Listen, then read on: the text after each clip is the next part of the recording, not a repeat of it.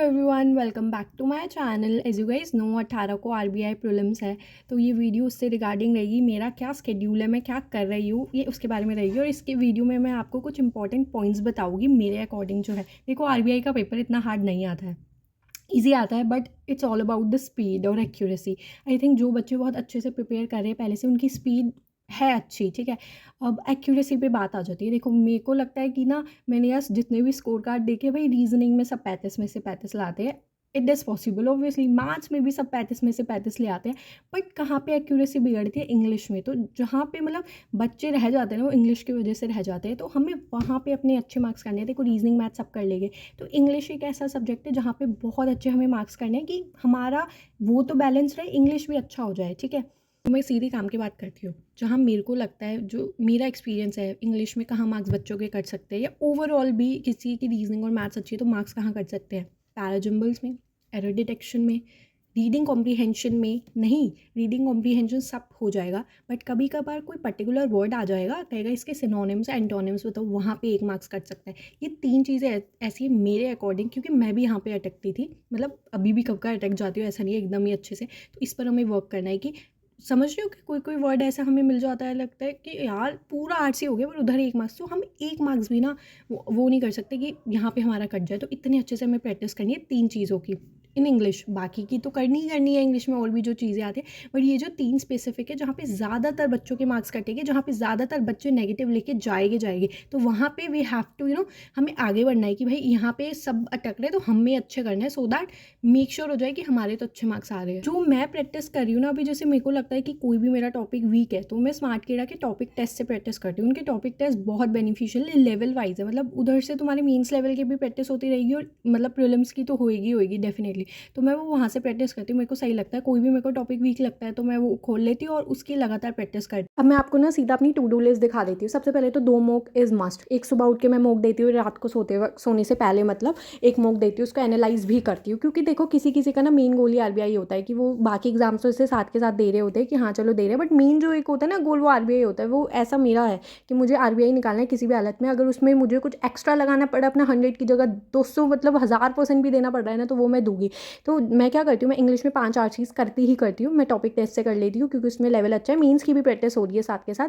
बाकी अगर आपको फ्री क्विजेस चाहिए तो स्मार्टकीड़ा पे फ्री क्विजेस भी बहुत सारी अवेलेबल है, इतना ज़्यादा मटेरियल है ना वहाँ पे, तो तुम अच्छे से प्रैक्टिस कर सकते हो। तो वहाँ से मैं करती हूँ। तुम्हें करना है, ऐसा मत सोचो यार कौन करेगा, बस यही है क्या, नहीं, हाँ यही है, यही करना है तुम्हें, क्योंकि तुम्हें एग्जाम निकालना है, सिर्फ 10 दिन की बात है, ठीक है। 10 दिन में अगर तुम्हें इतना थोड़ा एक्स्ट्रा करना पड़ रहा है तो प्लीज़ कर लो यार, बाद में रिग्रेट होगा। तो मैं 5 8 चीज़ करती हूँ, नो मैटर वॉट। फिर उसके बाद में 4 से 5 क्लोज टेस्ट करती हूँ वहीं से। मैं सच बता रही हूँ, आपको ना 2-3 दिन में इतनी चेंजेस दिखेंगे ना। मैं आपको सारे सब्जेक्ट्स का बता दूंगी, पहले मैं इंग्लिश का डिटेल में बता रही हूँ, because English is the only subject जो कि गेम चेंज करता है, ठीक है। तो 4 से 5 मैं क्लोज टेस्ट लगाती हूँ, ठीक है। और इसके बाद 50 एरर डिटेक्शन मैं पीडीएफ से करती हूँ। देखो मेरा ये रहता है कि मैं जैसे कि एरर डिटेक्शन मैंने अगर वहाँ से 20-30 पीडीएफ से कर लिया, क्योंकि मेरे को लगता है मेरे लिए ना वो बेनिफिशियल होता है। क्विजेस तो मैं लगाऊंगी, पर वहाँ से भी मैं करती हूँ, क्योंकि ना 120 रूल्स ऑफ ग्रामर ना मैं रिवाइज करती रहती हूँ कि कहीं से भी भाई, क्योंकि आरबीआई में इतने हार्ड एरर नहीं पूछेंगे, वो पूछेंगे जो तुम्हारा बहुत कॉमन एरर होते हैं ना, बहुत कॉमन एरर होएगी वही आएगी उसमें से। तो वो अगर तुम्हारे दिमाग में रहेगी ना, ये ऐसा होगी पेपर में देखते ही ना तुम कर लो। तो मैं बस एडवाइस कर सकती हूँ आपको, जो चीज़ें मैं कर रही हूँ, जो भी आपको सही लगे अपने अकॉर्डिंग आप करना। तो मैं तो यही है, मैं 120 रूल्स ऑफ ग्रामर करती हूँ रिवाइज, आंखों से देखती हूँ, चाहे कुछ भी हो जाए, चाहे 5 मिनट के लिए देखो, पर मैं देखती हूँ, ठीक है। इसके बाद में उस जो मेरा टेलीग्राम में एरर डिटेक्शन की पीडीएफ है, मैं वो डेफिनेटली करती हूँ। 20-30 करूँगी, बाकी मैं ना क्विजेस लगा लेती हूँ, ठीक है। जैसे कि स्मार्टकीड़ा से मैंने आपको बताया, मैं वहाँ से क्विजेस लगा लेती हूँ। तो पर ये है कि मेरे को 50 एरर डिटेक्शन करने हैं डेली, चाहे मैं कैसे भी करूँ, टोटल मुझे 50 करने हैं, ठीक है। इसके बाद आते हैं पैराजम्बल्स जहाँ पे बच्चे फंसते हैं डेफिनेटली। तो पैराजम्बल्स के 5 सेट लगाने ही लगाने हैं, नो मैटर वॉट। मतलब अगर स्टार्टिंग में होगा, नहीं होगा, तुमसे ऐसा लगेगा अरे नहीं हो रहा, कोई नहीं, आंसर देख के करो भाई, कुछ तो कॉमन तुम कर पाओगे।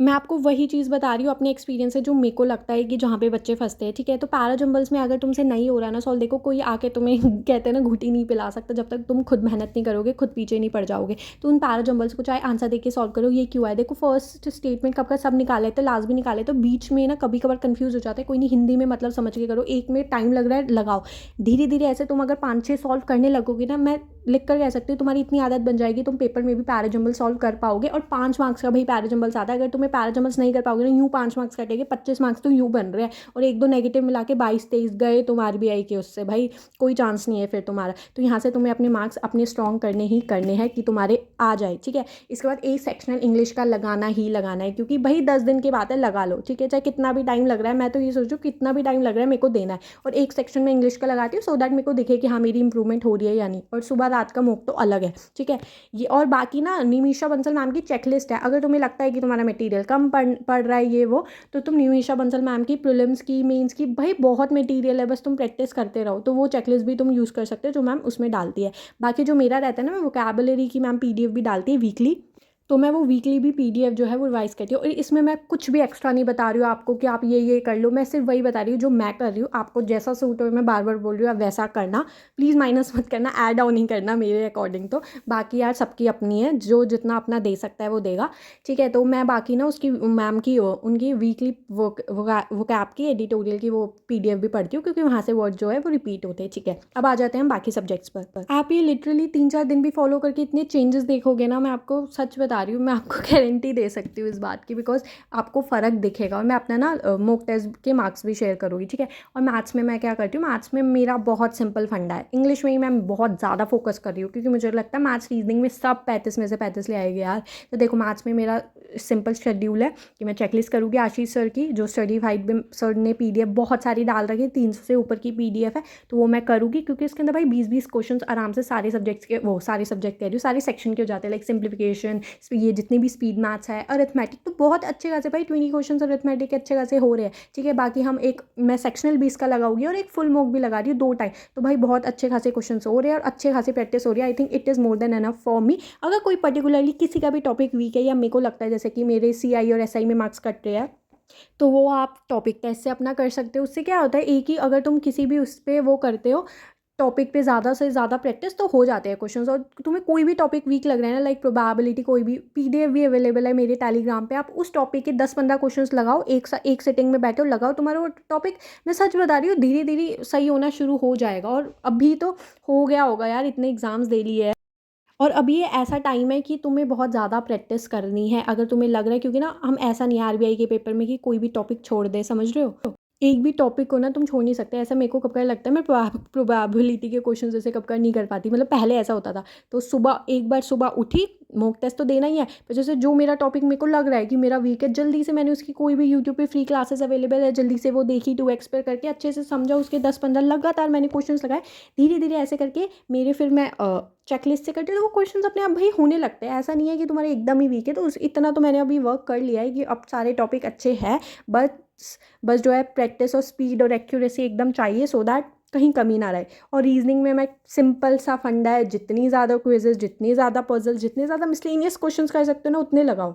रीजनिंग में तो और कुछ है ही नहीं भाई, पजल्स मिसलेनियस जितना लगा सकते हो, जहाँ से मिल रहा है लगाते रहो लगाते रहो लगाते रहो, बस यही बात है। क्योंकि इट इज़ रीजनिंग जो होती है ना भाई, बहुत ईजी आती है, इतना कुछ वो नहीं आता। तो जिसकी प्रैक्टिस है वो 5 मिनट पहले भी रीजनिंग कंप्लीट कर सकता है। तो मैं बिना कोई टाइम वेस्ट आपका करे, ये जो चीज़ इंपॉर्टेंट थी वो मैंने आपको बता दिया। एंड प्लीज़, मैं कभी नहीं बोलती हूँ यार मेरा चैनल सब्सक्राइब करो, पर मैं बहुत टाइम लगा के वीडियो बना रही हूँ, तो आप मेरा चैनल सब्सक्राइब कर देना अगर देख रहे हो तो। So bye bye, take care, all the best.